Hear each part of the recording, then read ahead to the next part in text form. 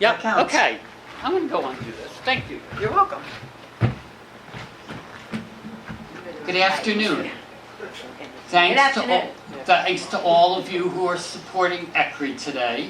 I think ECRI is a very important organization in Rhode Island.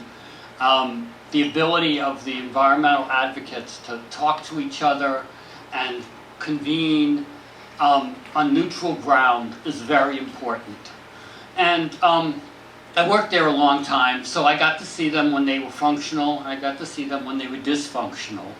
And so I always figure, you know, anything I can do to help them be a little more functional now that I don't work for them, it's probably a good idea, because, you know, I do understand how important they are. So, but I also want to thank all of you for coming. I want to thank my family for coming. I want to thank the people from ECRI for coming and for allowing me to do this for them. I do a birthday party as a fundraiser every 10 years. So, you know, it's just how it goes. And this is the year. I'm booming. Okay.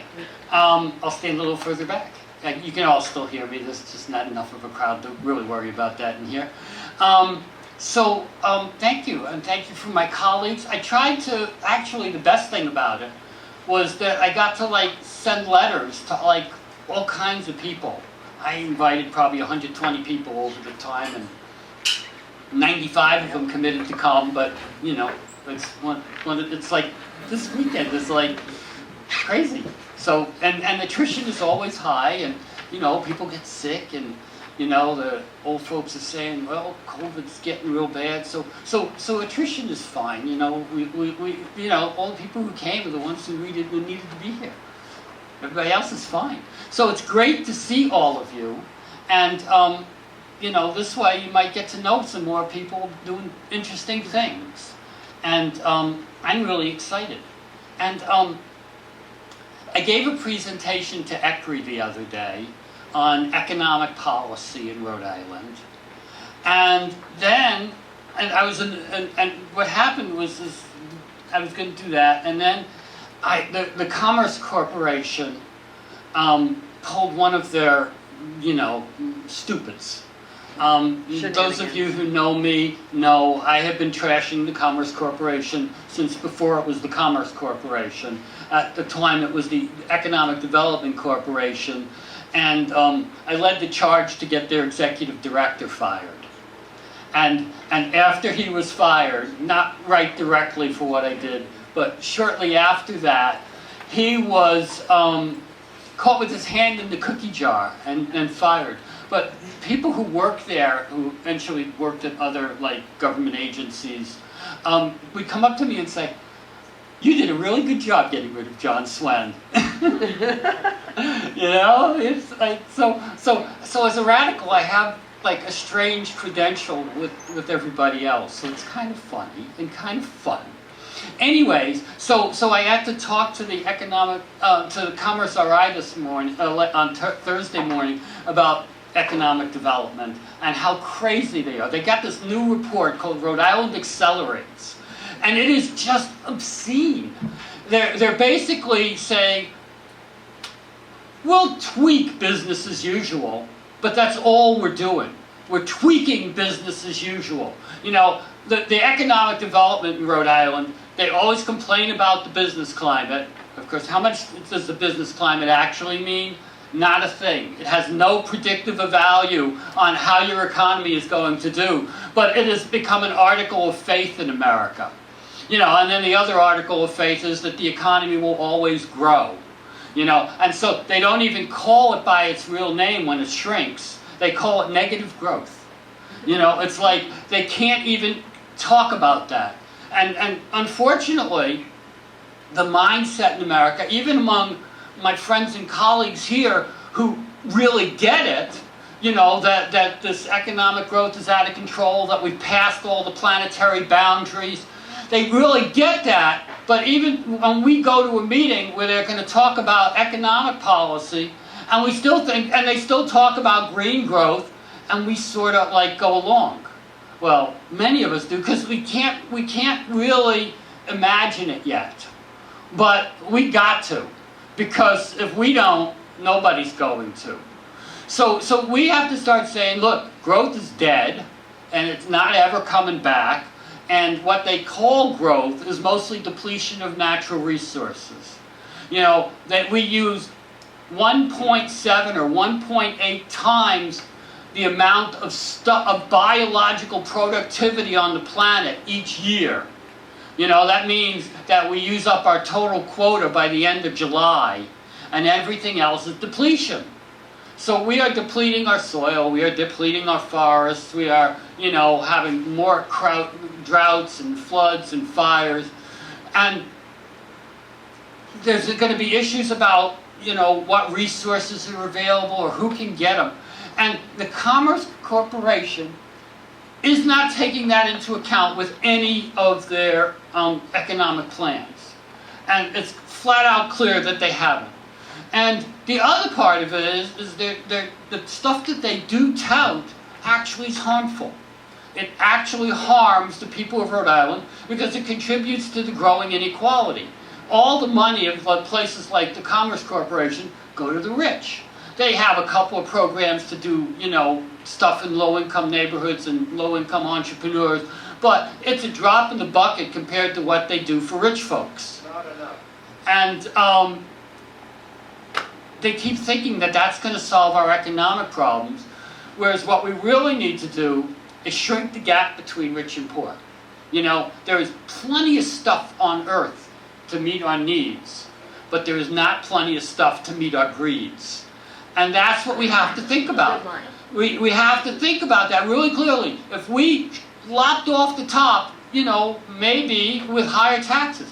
How many people think that that low taxes on the rich improves economic growth? It doesn't even make sense mathematically. It doesn't make sense any way, shape, or form.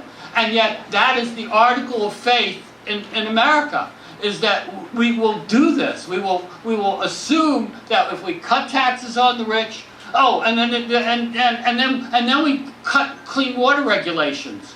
And the clean water regulations is, you know, we all know what we need here, but the states that don't want clean water regulations are the mining states.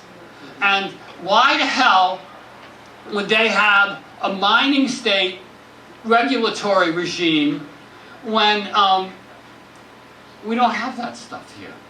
But that's the model that they give us. It's really funny, you know, Rhode Island always is right down at the bottom of the business climate ranking. Then they showed one the other day. It was Camoin Associates, who's their consultant, ranked Rhode Island 15 of 51. You know, so the upper third of stuff of ready for prosperity. You know, ready for stuff. So they have all of these weird things that don't make any sense and don't actually solve any of our problems. But that's how they go. And so that's all. So they build on this. So they think no regulations and low taxes will create prosperity and economic growth. The data is not a bit. And so they have that in their mindset, and they can't get out of their own way in terms of thinking that if they really want to economic development, put all your money into climate justice, broadly defined. You know, I mean, invest in low-income communities to the exclusion of investing in high-income communities. You know, do all the infrastructure that you need to do, you know, and you will find the money. I mean, you know, there are people you can get it from. They object to it because they're just such a pain in the butt, but, you know, we can get it from them. You know, democracy counts. And, you know, the other part of democracy counts is communities always have the right to say no to inappropriate development. That's one that they can't get yet. They just don't want to get. But that is how it goes. If the community can't say no, what kind of democracy is it? It's not one. It's basically an oligarchy. You know, and we know we got oligarchical tendencies that are run amok in this country right now. So it's even more important to resist. But anyway, so I critiqued Commerce RI with those kinds of things. You know, what do we put money in? We put money into the economic growth of you know, the medical industrial complex. what's the result of a growing medical industrial complex? It's healthcare that none of us can afford. You know, as long as they use it as a growth, it has to grow faster. The revenues in the medical industry have to grow faster than the rest of the economy for it to be a growth engine. So that's what they've done. They've said medical costs will go up faster than the rate of growth in the economy. So all of you will be poorer and your hospitals will go broke, but we will have the greatest high-tech medicine in the world. And we do sort of have that, but at the price of shrinking life expectancy. You know, how do you judge a medical industry under a situation where you've got shrinking life expectancy? I could go on, but the fact is, we need to keep stronger on this stuff. You know, it's like I go to hearings and, you know, and I'm starting to get some backup. You know, Patrick Crowley and I tag teamed Commerce RI the other month. It was a lot of fun.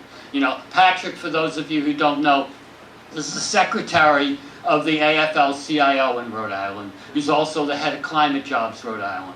So it's like, really, you know, we can do this. And so we tag teamed them at the first thing. And then the public hearing. They had a public hearing with 3 of their guys and 3 people in the audience. So obviously they you know, they expect complete obscurity for their things. So that's it. I thank you for coming.